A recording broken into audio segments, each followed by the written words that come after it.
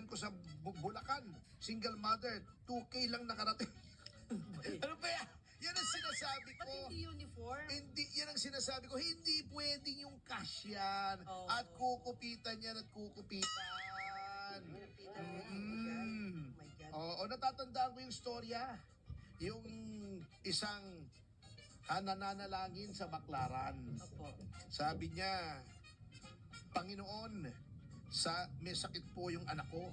Sana ho, padalhan niyo ako ng 5,000 para ipangtustus ko sa pagpapagamot niya. Oh. Eh, meron din dun sa Baclaran na nagsisimba Okay. na congressman. Okay.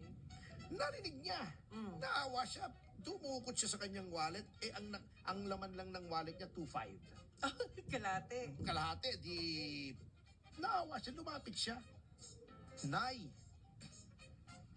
eto po, padala ng Panginoon. Oh. Naawa siya eh. Hindi niya sinabi na Opo. ako po si congressman, eto Hindi po. siya nagpakilala. Hindi, sinabi lang niya, ako si congressman. Padala po ng Panginoon, umalis na siya. Nanalangin ulit yung ina. Okay. Ama, maraming salamat po sa padala ninyo, 2,500. Nung humiling ako ng 5,000. Pero pwede po ba sa susunod, huwag nyo nang padaanin kay congressman? Nahati po yung 5,000 eh. Oh, grabe. Grabe talaga.